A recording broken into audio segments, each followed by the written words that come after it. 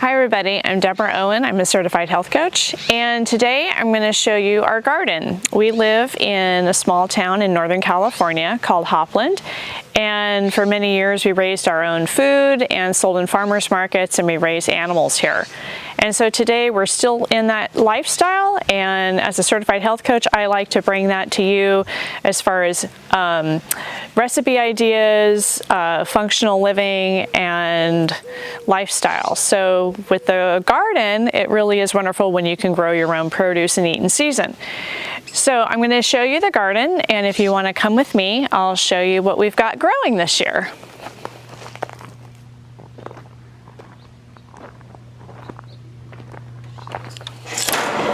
So my husband built this wonderful entrance. I'm starting to utilize this year. This is our 4th year in this garden, and with these, these are I think they're called hog panels, I know, or livestock panels. You can usually find them at your hardware store, and they're absolutely wonderful. They do keep the animals out. We do have a lot of deer, but it also gives you an opportunity to use it as a trellis. So if you wanted to grow peas or green beans, I'm using it for flowers. I love morning glories. So this is just a really great way for you to have protection in your garden. You can still see through, like when you're driving up, you can see and enjoy the garden, and so it's multifunctional. And what month? We are actually at the very tail end of July, coming into August. So we are in the prime of the grow season. So my tomato bush here wants to take over, so I'm just going to kind of move it out of the way. I'm going to be doing some supporting today. So come on in, and I'll kind of show you what we have, and I'll talk a little bit.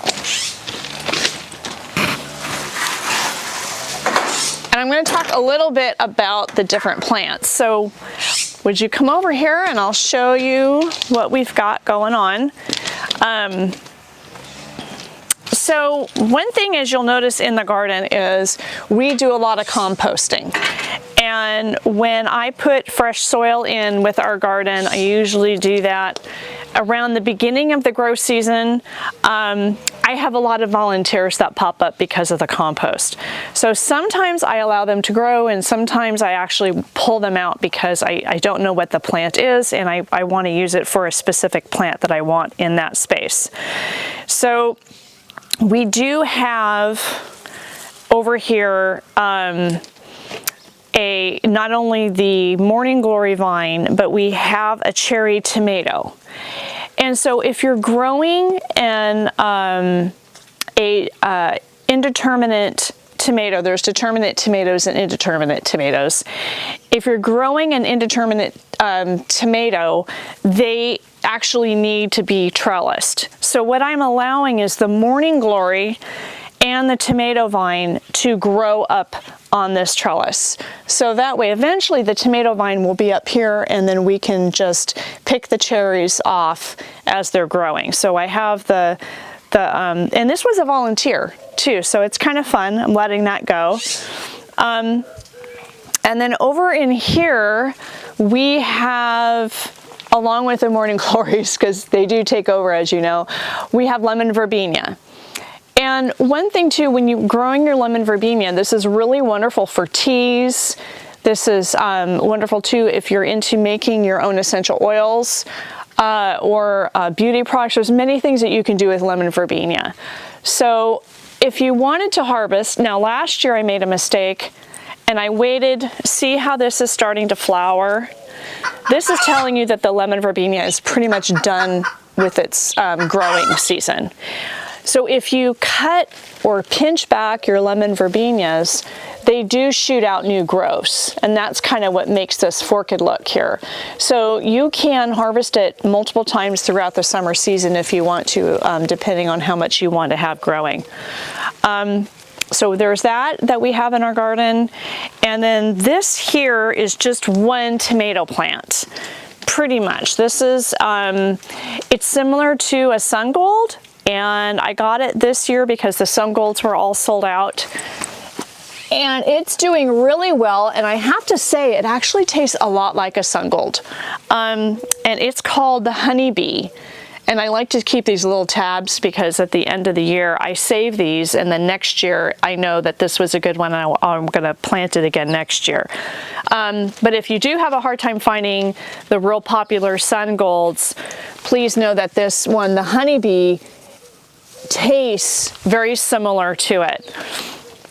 And this is one that I just tried for the first time this year, and it's called Chocolate Sprinkles.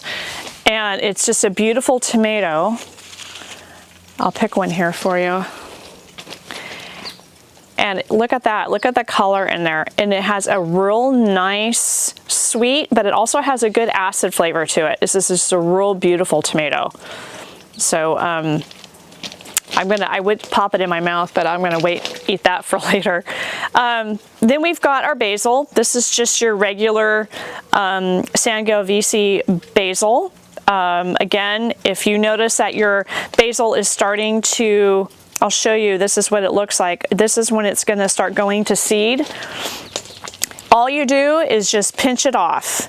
If you don't pinch off your basil, you're not going to get much production. So this is one of the plants, the more that you pinch it, the more it's going to grow. So basil, and then we have Thai. This is a Thai pepper. We've never grown Thai peppers before. It looks like they're doing really well. Jalapeno pepper. So the other thing too is if you have a lot of pests in your garden, the more herbs and the more variety of different plants that you plant in with your plants, the better option you are for deterring pests. If you have a one space with, like, not monocropping, but if you just have one row with all of one thing and then you have another with all of one thing, it's much better if you could mix up your plants. Try to put in flowers, try to put in herbs. Things that have like a pungent smell a lot of times will attract your good bugs and deter the bad bugs. So like marigolds, any kind of herb like basil, rosemary, thyme, sage, anything like that really does help keep the pests out of your garden. And we did really good this year. We didn't hardly have any pests in our yard. Over here I do have some potato vines kind of growing wild. I do intermix a lot of the sunflowers in with our garden. So I like to grow them throughout the season. So every 3 or 4 weeks, I just sprinkle some sunflower seeds. And some people are afraid of doing that because they think it's going to shade their vegetables, but I haven't really noticed that too much. I haven't noticed that being a problem. And then we have a lot of lettuce, and then we've got Asian greens. So in here we've got bok choy. We are doing grow bags this year too. So one thing I have to say, we have 5-gallon grow bags and they've got the handle on them. I don't know if you can really see them too well from here. We're also growing potatoes in there. I have to say I'm pretty happy with them. The one suggestion I would say is because you have dirt in a small amount of space, you just want to make sure that you water it regularly. They do allow the air to weave through, so that way it doesn't really constantly hold your water in there. So you want to make sure you have good compost in there with it as well, and a mulch on the top so that your soil doesn't dry out. And then here we've got, these are your early girl tomatoes. And as you can see, you know, they're one of those tomatoes that just keep growing. They're the indeterminate tomato. So they do typically need staking. Our wire cages are pretty high, so I'm not really sure what I'm going to do with these. They're going to start leaning over, and unfortunately they are going to break. So what I'm probably going to need to do is get some T-posts in here and attach them to some string, because they're going to start to break here before too long. But yeah, Yeah, I don't know if you've ever grown these. These are a really great hardy tomato. They are not an heirloom, they are a hybrid, but if you love your tomatoes to be on the early side when everybody else is still green, these are a wonderful tomato to grow. The early girls, that they live up to their name. And if you can't find early girl, the 4th of July tomato is really good as well. It has a really good flavor. So we were growing a few of these.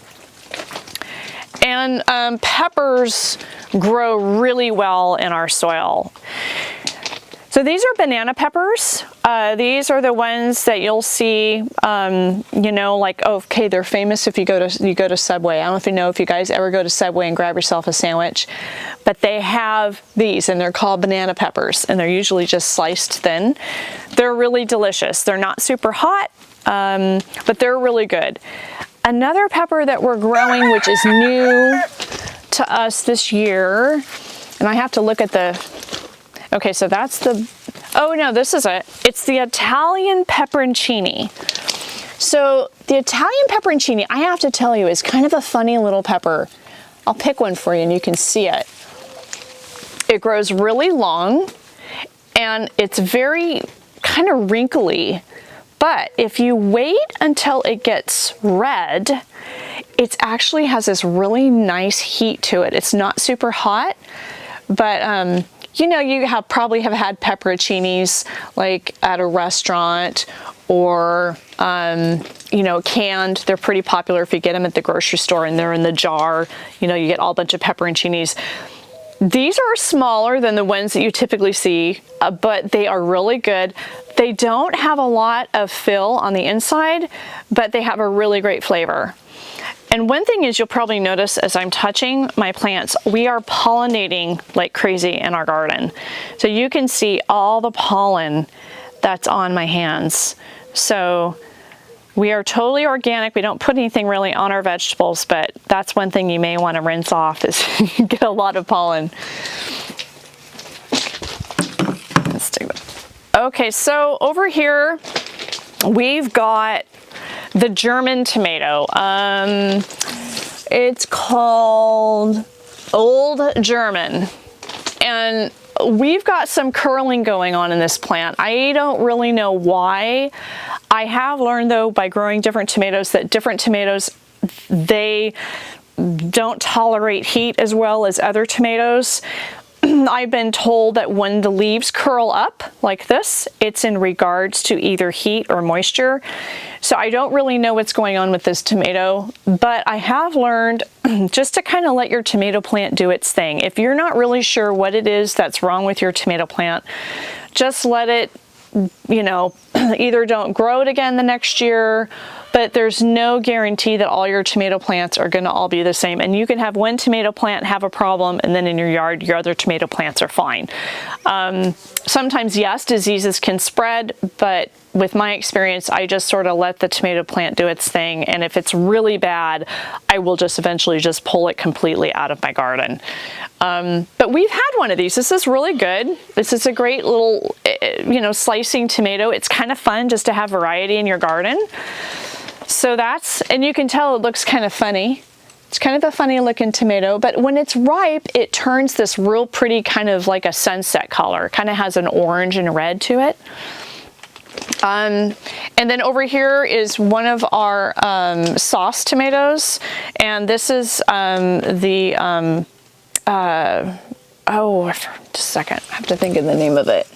Oh, San Marzano, that's it. It's the San Marzano tomato.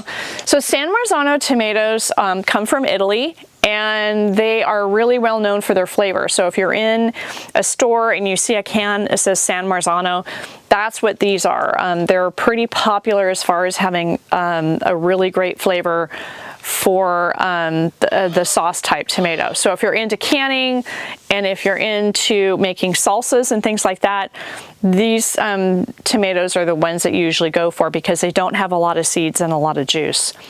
But we do have on this tomato plant, what we're fighting is we're fighting blossom rot.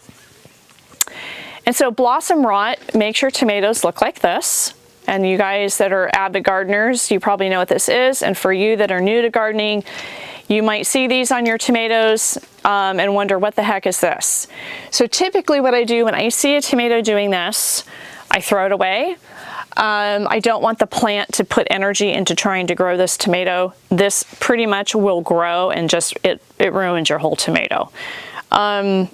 There's two things that they say this is a lack of calcium. Now sometimes if you put calcium in your soil, it doesn't mean that your plant is going to absorb it. So you need to make sure that you water your plant thoroughly so that the roots actually have enough water to absorb the calcium that's in the soil, and sometimes even that doesn't do it.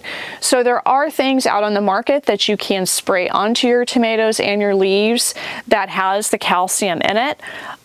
There's one called Rot Stop. I think you can get it through Amazon. Sometimes you can't find this stuff through your hardware stores, but you can order it online. And it does then, when you put it on the plants and the, the leaves and the fruit itself, it does then absorb into the plant. It's supposed to stop this from happening. So any of you that know about gardening, I'm sure at some point you have dealt with this. The other thing I kind of want to show you that we're doing new this year, and I'm still kind of playing around with it, is we are doing some vertical gardening. And so I ordered these vertical containers online, and we're growing strawberries in here this year.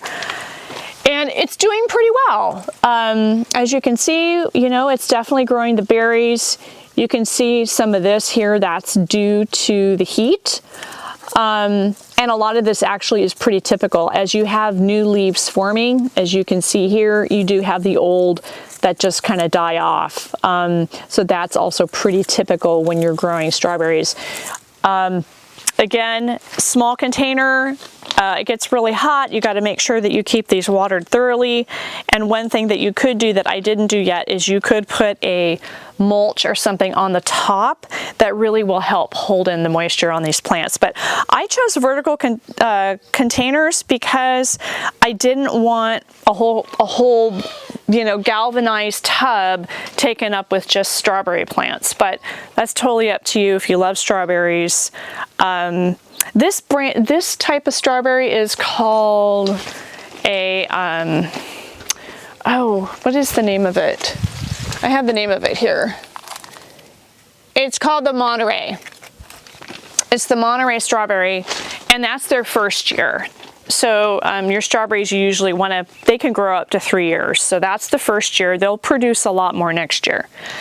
And then over here, we've got lots of peppers. We've got pepperoncinis.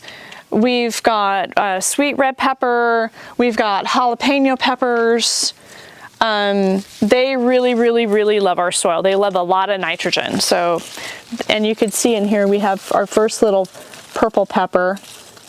Isn't that kind of cute? So we have that one coming along. It's doing really well. This plant is all of our peppers are doing really great this year. And this one here was given to us, grown from seed, and it's a special Thai pepper, or from Thailand, called the Bhutan. I don't know if I'm pronouncing it correctly. I think it's B-H-U-T-A-N, Bhutan pepper. So if any of you out there know anything about this type of pepper, I'm really interested to know more about it. So this is the first year we're growing it. I've been told to save the seeds because I guess you can't find them in the United States. So I feel kind of like extra special that we have this pepper here. Again, this is just a standard tomato. This is your Celebrity. These are really, really, really hardy.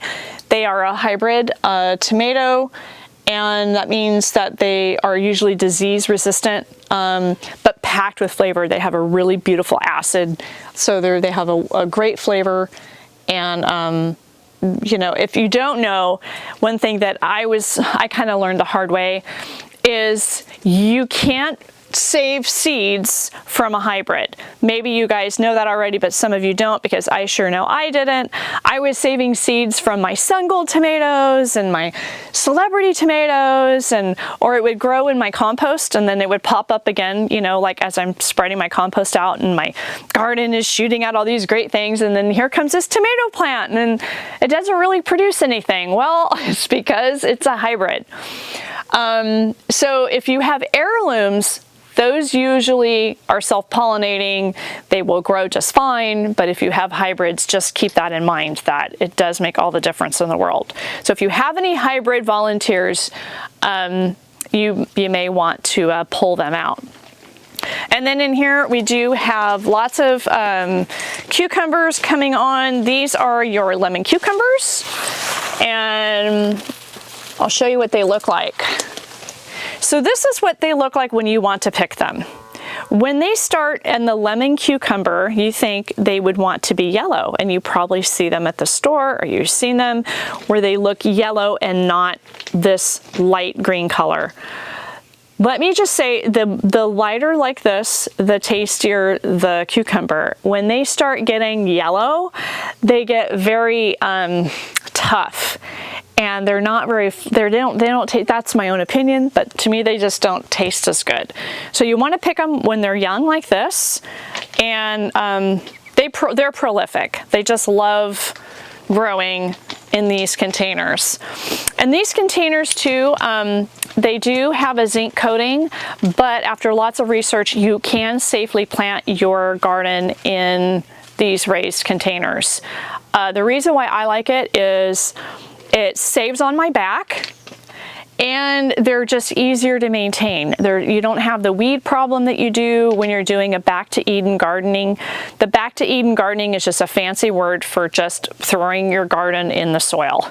Doing the rototiller, putting your garden in, that's called back to Eden gardening. So raised bed gardening, which is what this is it's a cost up front, but I'm telling you, if you have back issues or weed problems and the gardening by the end of summer is becoming more of a pain in the butt than it is a pleasure, the raised beds make all the difference in the world. And then also the nice thing about them is, as you can see, because they are water troughs, typically, like I said, you can find them at a hardware store or a feed store, any place that has livestock supplies, you can find these. So you would call them like water trough containers, and they come with the spigot. So there's usually a plug in here, and my husband put in this, he took the spigot out and then he put this in so that the water doesn't just shoot straight out, but it goes straight down into the rocks. It's a natural drain, so you don't have to put in drill holes if you don't want, which you can if you want to, but these drain just fine. And that's the other beautiful thing about raised bed gardening, is you do have that drainage, where a lot of times, depending on your soil in your back to Eden gardening, you know, maybe it doesn't drain properly, or you have runoff. So this is just a wonderful way, and we also do have water sprinkler set up too. So we do have our potatoes, like I showed you. These is maybe another way of showing you more of your your grow bags. And these grow bags, this is, like I said, a 5-gallon. You can get grow bags that are just huge, or smaller than this. It depends on what you want to grow. But as you can see, this is where the moisture, you can tell because of the green around the bag. And this is our second year. So probably maybe within a couple, maybe by next year we need to replace these. But they're really cheap. We got them on Amazon, and I think we got like 6 of them for 25 bucks. So really good deal. Here's a volunteer tomato. I don't really know if this was a determinate or indeterminate, but it does have a few little tomatoes on it, so I'm keeping it. And then we're growing a few green beans. And our sunflowers, these sunflowers kind of took over this container. So I'll show you over here.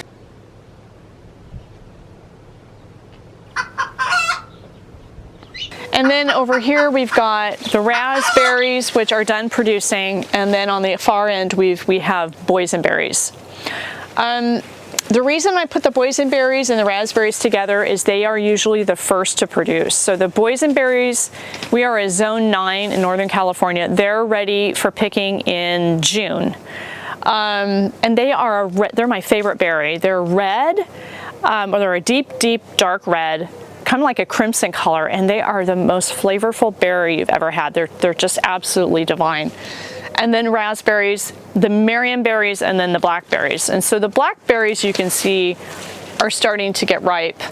And you know, the birds are not picking at them. I do have bird netting, but the birds so far are leaving them alone.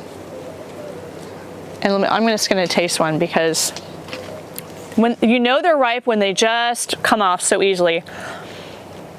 That's delicious. So I'm going to be making my husband a blackberry cobbler. So I've been watching them. I pick them as they're ripe. I'm sticking them in the freezer, and when they're all ripe and I have enough berries, I'm going to make a cobbler. So this is just, I know this was a lot of information, but I just love my garden, and there's so many things that we do here on the farm, and this is my sanctuary. I come out here and I enjoy it, and usually I have breakfast. So I have my coffee, I come out here and water my garden in the summertime, and I'm picking a pepper, or I'm eating a cucumber, or I'm grabbing a berry or whatever, and I just think it's just the most amazing way for me to start my day. And I just want to share that with you, encourage you to try growing your own. If you have any questions, I have some knowledge, quite a few years of gardening, so I'd love to hear, what it is that you're growing in your garden, how, you prepare these foods in your kitchen. And thank you so much for joining us. And just to let you know too, that I do have a Facebook, if you're interested in health information. Like I said, as a health coach, I do work a lot with weight loss, healthy eating and lifestyle. And that on Facebook is Deborah Owen /health coach. And then on Instagram, you could find me at Deborah Owen with the number 4. So Deborah Owen 4 on Instagram, and Deborah Owen /health coach on Facebook. And then please press like and subscribe to my channel. And my husband and I, like I said, have this beautiful farm, and we're going to be doing lots of new things that we can show you. We're going to be making different variations of wine. I know we're going to be doing some video of Pluot wine, and we have rabbits and lambs. So if you're into that kind of lifestyle, please do continue to watch our videos, and I look forward to seeing you next time.